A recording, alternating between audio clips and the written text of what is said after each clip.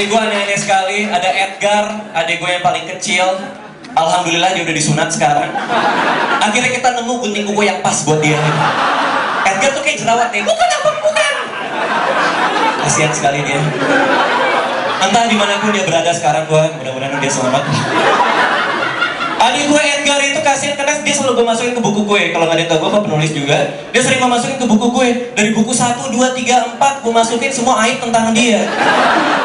Makanya sekarang dia kalau masuk ke sekolah dilemparin batu, sana dia. Kasihan hina sekali dia sekarang.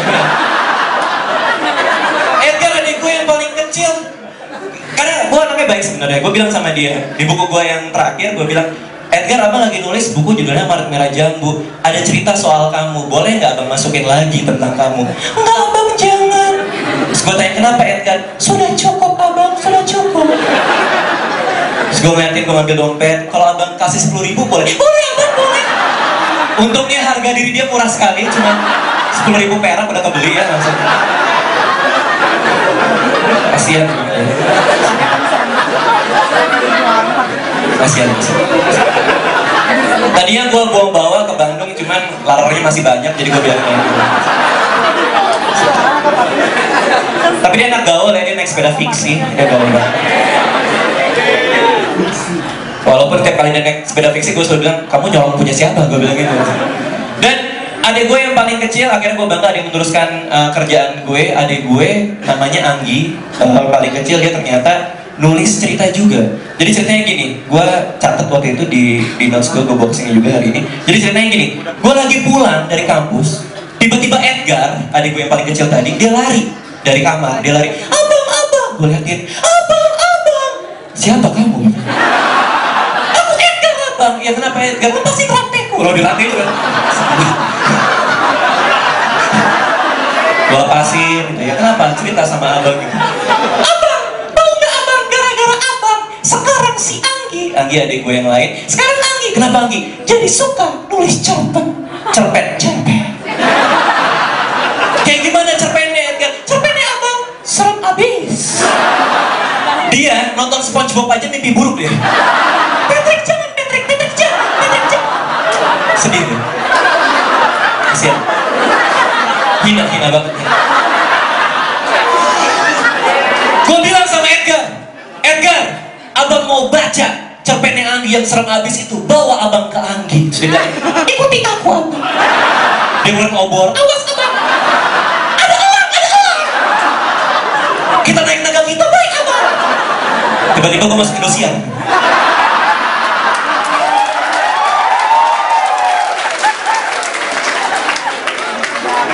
Gue pergi sama Edgar, kita turun, naga kita diparkir dekat tangga, kita turun.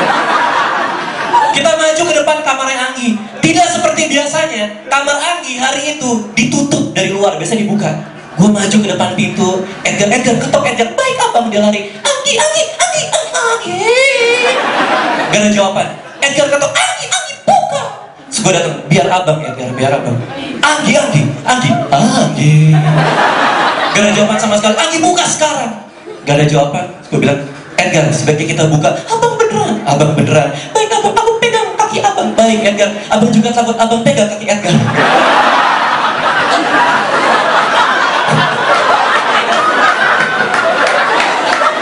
Kita maju ke depan pintu kamar Anggi.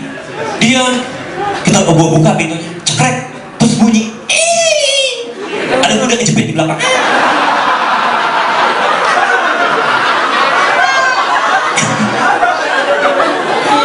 Gue masuk ke kamar Anggi, tau gak apa terjadi? Gelap total, gelap. Gue deg-degan, gak ada apa-apa, cuma ada, tau gak? Siluet mukanya Anggi dari depan jendelanya yang ada sinar. Jadi semua kamar gelap, cuma ada jendela satu, ada sinar dari jendelanya, terus ada siluetnya Anggi lagi nulis, jadi diam. Anggi jawab, Anggi diam. Anggi jawab, Anggi masih diam. Akhirnya dia nengok tiba-tiba, dan dia bilang ke gue sama Edgar, gue gak pernah lupa apa kata dia hari itu. Dia bilang di antara semua kegelapan, dia bilang, lampunya dong. Oh nyala lampunya. Gelap banget. Sama dia gelap. Abang gelap kan? Iya abang juga takut, abang gelap. Ada apa abang? Ya gue datang gitu. Terus gue bilang, Anggi. Iya abang. Apa tujuan abang datang ke sini? Abang mau bikin KTP. Abang mau ngomong sama kamu. Kenapa abang? Kata Edgar, kamu sekarang jadi suka nulis. Betul abang, aku nulis. Cerpen. Cerpennya kayak gimana? Semuanya aku tulis abang di buku tulis ini dengan tanganku sendiri. Terus gue bilang, abang mau lihat tulisan kamu. Abang yakin? Abang sanggup baca tulisan kamu? Terus gue bilang, emang serem banget? Enggak, tulisanku kan jelek. Oh, sanggup. Dikasih ke gue bukunya. Gue buka bukunya Edgar, pas gue lagi mau baca, Edgar lari dari kejualan. Abang, kenapa Edgar? Abang yang kaki gue, kenapa Edgar? Abang jangan baca cerpen itu. Kamu kan yang nyuruh abang. Iya, tapi jangan baca abang. Gara-gara baca cerpen hantu itu, aku sekarang kalau tidur sama mama. Kamu bukannya kalau tidur sama mama, iya lupa.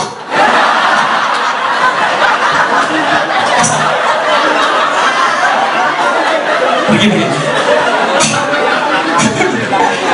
Gue datang, gue baca cerpennya. Ini gue tulis di sini, gue copy.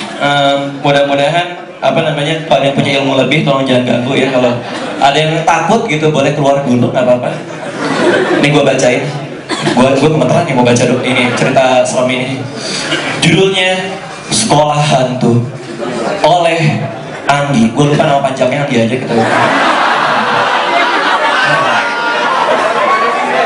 Sekolah Hantu.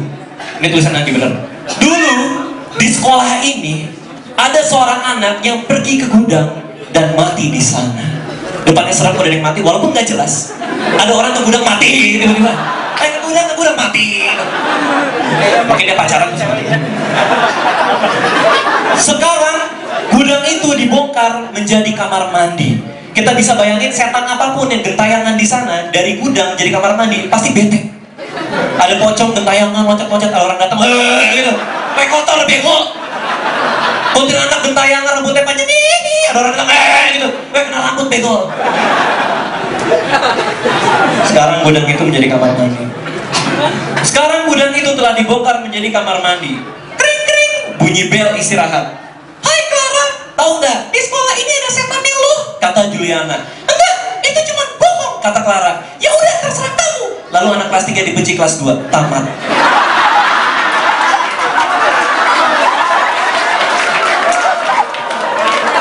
Lagi ngeliatin gue, abang, serem nggak abang? Abang serem, abang punya adik kayak kamu. Edgar nanya, abang penasaran nggak abang? Abang penasaran apakah Clara akan lulus UAN? Iya, karena dia bego. Karena ini apa yang terjadi di Indonesia. Ini seharusnya namanya bukan cerita hantu, bukan sekolah hantu, tapi gosip. Karena ini ceritanya cuma 2 anak SD bergosip. Ini efek dari TV kita, dimana acara gosip dibikin serem. Gue pertama kali nonton silet, gue takut. Pertama kali gue nonton silet, gue nyalain RCTI, tiba-tiba ada suaranya teng neng neng neng neng neng. Ada gambar kertas dibakar silet. Ada kertas dibakar rosak, habis itu kemarin kebakaran, nggak tahu juga gue. Tiba-tiba ada cewek, Fanny Rose, belahan dadanya sampai bawah, pakai baju hitam-hitam, ngeliat ke kamera, dia bilang, pemirsa. Gara-gara nonton itu, setiap kali gue nonton silet, gue beri tempat duduk gue maju ke depan TV, gue bilang, siapa yang disilet? Kenapa? Semua orang terobsesi sama hantu. Pocong udah banyak di mana-mana di film kita. Semuanya orang takut sama hantu. Gue rasa kita nggak perlu takut sama film Indonesia, sama hantu Indonesia. Kenapa? Karena nggak ada yang serem. Suster ngesot dia ambil contoh deh. Kenapa lu takut sama suster ngesot? Dia suster dan dia ngesot. Ya udah. Biarin aja lewat. Kalau ada suster ngesot, liatin aja. Kalau lo lari dikejar suster ngesot, lo bisa lari. Dia cuma bisa ngesot. Ngesot paling setengah senti per jam ya. Kalau ternyata dia ngesotnya lebih cepat daripada lari lo tuh baru belit di lantai. Tekan, au.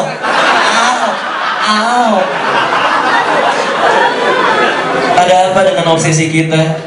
Gue senang ada banyak yang datang hari ini. Mudah-mudahan sebagian dari kalian juga ada follower gue. Walaupun tiap hari yang gue dapet cuma fallback ya. Cumut ya kakak.